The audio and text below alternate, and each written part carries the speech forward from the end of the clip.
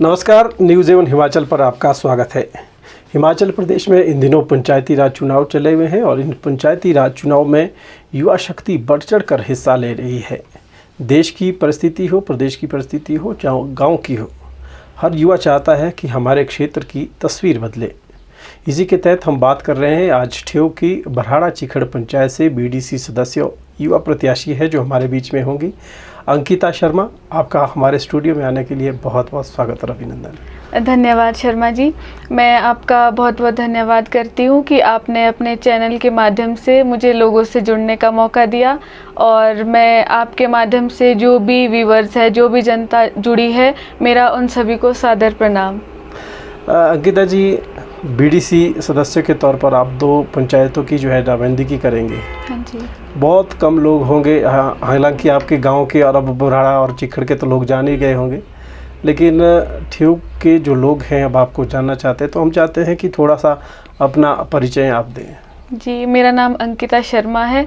मैं चिखड़ गांव से बिलोंग करती हूँ और मेरी जो प्राथमिक शिक्षा है वो चिखड़ प्राइमरी स्कूल से ही पूरी की है मैंने। 6th से 12th तक की जो पढ़ाई है वो मेरी पोर्टमोर शिमला से हुई है और वहाँ पे मैं हॉस्टल में ही रहती थी।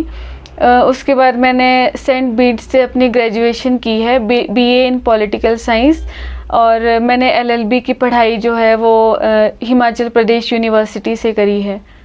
और अभी मैं प्रेजेंट में बार एसोसिएशन ठेयोग में हूँ। पिछले 2 सालों से एडवोकेट के रूप में कार्य कर रही हूँ। अभी जब आप कॉलेज में होते थे या आप यूनिवर्सिटी लेवल पर गए हैं तो तमाम सारा फ्रेंड सर्कल होता होगा, वो बिछड़ गया होगा और वो बातें रहती होगी कि कभी जीवन में कभी मिलेंगे।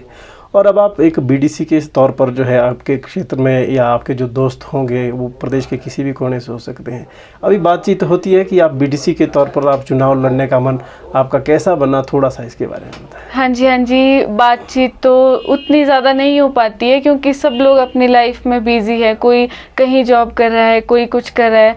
बट ये है कि सब लोग मुझे ब्लेसिंग्स देते हैं, कॉल्स करते हैं कि कैसी कन्वेंसिंग चली है, कैसा आपका चुनाव है, क्या रिजल्ट है, क्या रिस्पॉन्स लोगों का मिल रहा है।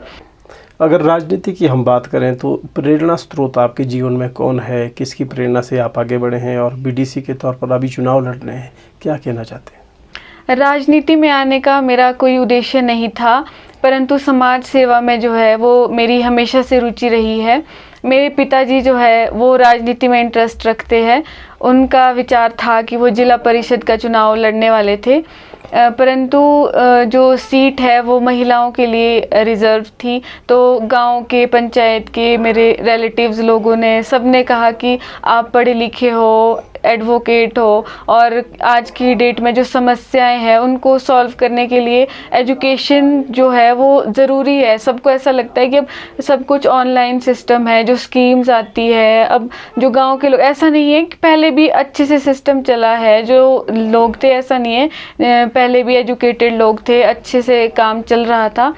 पर ये है जो आज की डेट में ऑनलाइन सिस्टम है, एआई का ज़माना है, तो उनको लगा कि आप पढ़े लिखे हो, आप अच्छे से समस्याओं को सॉल्व कर सकोगे, हमारी एडवोकेट हो। तो मैंने कहा कि मैं इतना तो शायद नहीं कर पाऊँगी कि जिला परिषद में शायद 23 जो है हमारी पंचायत आती है टियाली वार्ड में, तो मैंने मना कर दी थी कि नहीं मैं अभी रेडी नहीं, मैं खुद को इतना कैपेबल नहीं समझ रही थी कि मैं इतना ज़्यादा प्रेशर हैंडल कर पाऊँगी। पर सभी गांव के लोगों ने मुझे बोला कि नहीं बीडीसी तो एटलीस्ट आप लड़ ही सकते हो, उसमें 2 ही पंचायत से, और जो हमारी चिखड़ पंचायत है आज तक 9 टाइम्स शायद से इलेक्शन हो चुके हैं, पर चिखड़ में कभी भी जो बीडीसी की सीट नहीं आ पाई है हमारे। तो उनका था कि आप एक बार लड़ो, यूथ को आगे आना चाहिए, यूथ को आपकी इससे जान पहचान भी बढ़ेगी, आप एरिया में जाओगे, सबसे मिलोगे। मैं एजुकेशन की वजह से बाहर ही रही हूँ ज़्यादा, तो इस वजह से मैंने इस चुनाव में आई। और जब मैं आ गई हूँ तो मेरा ऐसा है कि मैं अपना बेस्ट दूंगी और जितना मुझसे हो पाएगा मैं बढ़ चढ़ कर लोगों का सहयोग करूंगी।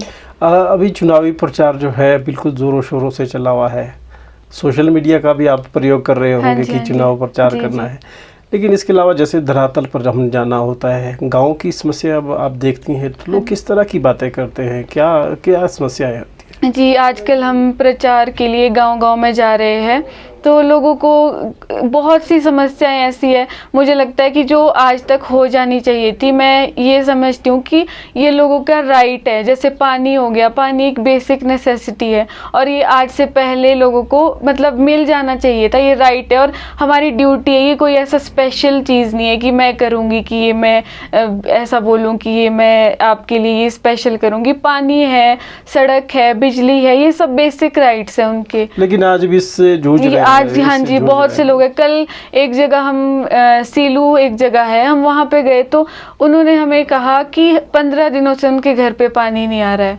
तो सोचो, इतनी गर्मी है और पानी के बिना कुछ नहीं हो सकता। तो और सड़क का था लोगों का कि अब सेब है, लोगों को गाड़ियाँ सेब की लोड करनी है तो दूर दूर से उनको लेबर का लेबर लानी पड़ती है। लेबर कितनी प्रॉब्लम है, तो रोड नहीं है उनके पास। तो बेसिक जो ये मेन जो मुझे लगा, और यूथ की जो है एक भराड़ा में बहुत ज़्यादा एक डिमांड थी कि हमने बहुत ट्राई कर लिया है कि हमें खेल मैदान दे दो। खेल मैदान के लिए हमने बहुत से लोगों से रिक्वेस्ट करी, पर उनको ये जो है अभी तक ये फैसिलिटी नहीं मिल पाई है। और मैं पूरी कोशिश करूँगी कि मैं पूरा प्रयास करूँगी कि मैं ये उनके लिए ये फैसिलिटीज़ अवेल करवा पाऊँ। हाँ जी। युवा शक्ति की हम बात करेंगे, और युवा शक्ति में ज़्यादा नशे की तरफ जा रहा है या सोशल मीडिया का जो है दुरुपयोग किया जा रहा है। जी। इस संदर्भ में आपको क्या लगता है, किस तरह की सोच होनी चाहिए? जैसे आपने देखा कि गांव में अभी भी बहुत समस्याएं हैं, बहुत काम है, आपका क्या विचार है? मेरा ये मानना है कि युवाओं के लिए जो, जैसे मैं आपको कह रही हूँ कि खेल मैदान जो बहुत ज़रूरी है, जो फिज़िकल एक्टिविटीज़, युवा हो गए, छोटे बच्चे हो गए, आजकल आप देखो सब लोग फ़ोन का इतना ज़्यादा यूज़ कर रहे हैं, सोशल मीडिया का बहुत ज़्यादा दुरुपयोग हो रहा है। तो अगर खेल मैदान होंगे, ओपन जिम होगा और भी फिज़िकल एक्टिविटीज़, कोई इक्विपमेंट्स होंगे, जैसे कोई बास्केटबॉल हो गया, कोई बैडमिंटन हो गया, ये सब जो इक्विपमेंट्स अगर उनको अवेल करवाए जाए तो युवाओं का जो है वो टाइम जब उसमें इन्वेस्ट करेंगे अपना, तो ज़्यादा मुझे लगता है कि उनको मतलब कि ये नशे हो गए, हाँ जी, नशे हो गए, ये जो है कि जो बैड कंपनी में जाने का उनको टाइम कम मिलेगा। हाँ जी। और एक लाइब्रेरी जो है, हम अपने दोनों पंचायतों में, मेरा ये जो कोशिश रहेगी कि हम एक लाइब्रेरी दोनों पंचायत में बनाने की पूरी कोशिश करेंगे। लाइब्रेरी बनाने। हाँ जी। बहुत अच्छी सोच आपकी है। और अभी जो है बिल्कुल तेज़ी से चुनाव प्रचार भी चल रहा है, लोगों से क्या अपील आप करना चाहते हैं?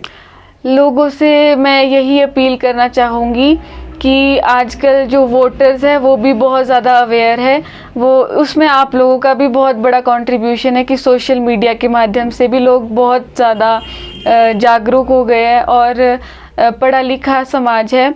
मैं यही अपील करना चाहूँगी कि आप लोग जिसको भी वोट करें, जहाँ जहाँ भी जो भी आपके कैंडिडेट्स हैं, आप सोच समझ कर अपना वोट दें। और ये जो है ये बहुत बड़ा आपका राइट है, क्योंकि लोग क्या है, पहले तो वोट कर देते हैं कि क्या बोलते, रिश्तेदारी में वोट कर लेंगे, या जैसे कोई क्षेत्रवाद के रूप उसमें कि अपनी कम्युनिटी में कि ऐसे वोट कर लेंगे कि इनको वोट कर लो, इनको वोट कर लो। बट बाद में फिर जब 5 साल हो जाते हैं फिर कहते हैं कि इन्होंने कुछ काम नहीं किया हमारा, ये तो फ़ोन नहीं सुनते थे। तो मैं आपसे यही आग्रह करना चाहूँगी कि आप पहले ही अपना जो वोट है वो सोच समझ कर करें। डिज़र्विंग कैंडिडेट जो आपको लगता है कि आपकी समस्याओं का समाधान कर सकता है, आप उसे ही वोट करें। और मैं ये अपने संदर्भ में नहीं कह रही हूँ, ये मैं आपके माध्यम से सभी वोटर से कह रही हूँ कि जहाँ जहाँ जो भी चुनाव हो रहे हैं, आप अपना वोट जो है वो सोच समझ कर और एक डिजर्विंग कैंडिडेट को ही करें। डिजर्विंग कैंडिडेट को करें। युवा शक्ति की हम बात करते हैं, एक महिला होने के नाते अब महिलाओं को क्या संदेश देना चाहते हैं? आज भी वो घर में है, पूरी जिम्मेवारी निभाती है और घर से बाहर समाज में भी निकलती है, तो उनके लिए भी अब एक प्रेरणा स्रोत जो है ज़रूर कोई संदेश दे। जी, मैं महिलाओं को मैं यही संदेश देना चाहूँगी कि आप लोग जो है अपना पॉइंट ऑफ व्यू हमेशा एक्सप्रेस करें। आपको ये नहीं सोचना है कभी भी कि यार जो मेरे हस्बैंड ने बोल दिया वही सही है, मैं उसको, चाहे जैसे वोट की बात होगी तो आप ये मत सोचो कि मेरे हस्बैंड को किसी ने कन्विंस कर दिया कि इसको वोट करना है, तो आपको जो सही लगता है आप वो करो। कोई भी आपका जो भी पॉइंट ऑफ व्यू है आपको कभी भी सप्रेस नहीं करना है किसी के भी उस पे। और जो रही काम की बात, तो मुझे ऐसा नहीं लगता है कि किसी भी उसमें महिलाएं जो है वो कमज़ोर है। महिलाएं घर का काम भी कर सकती है, बाहर का काम भी कर सकती है। इवन मुझे तो ऐसा लगता है कि महिलाएं पुरुषों से ज़्यादा ही स्ट्रांग है, ज़्यादा बेटर। हाँ किसी जी, भी डेडिकेशन हाँ के जी, साथ कोई काम होता हाँ है तो जी, महिलाएं कर हाँ सकती जी, हैं, हाँ जी। महिलाएं कर सकती हैं। चुनाव के कुछ ही दिन शेष बचे हैं, ऐसे में लोगों से आखिरी क्या अपील आपकी रहने वाली है? मैं चिखट भराड़ा की समस्त जनता से अपील करूंगी कि आप मुझे ज़रूर समर्थन दें, सहयोग दें, और जितना मुझसे हो पाएगा मैं आपकी समस्याओं को सुनूंगी और उनको सरकार तक पहुंचाने की पूरी कोशिश करूंगी। और निजी तौर पर भी जितना मुझसे हो पाएगा मैं आपका पूरा समर्थन और सहयोग करूंगी। मेरा चुनाव चिन्ह है सेब, कृपया आप मुझे ज़रूर वोट करें। तो ये थी हमारे साथ अंकिता शर्मा, जिन्होंने बड़ी बेबाकी से अपनी बातें रखी, वो राजनीति की हो, चाहे क्षेत्र की समस्याओं को लेकर हो, युवाओं को लेकर हो, चाहे महिलाओं को लेकर हो। भारत जो है विश्व का एक ऐसा देश है जिसके पास युवा शक्ति सबसे ज़्यादा है, और ये युवा अगर देश की तस्वीर को बदलने की आज बात की जाए तो अगर राजनीति में इसी तरह के युवा आएंगे, आगे बढ़ेंगे, तो क्यों नहीं देश की तस्वीर बदलेगी।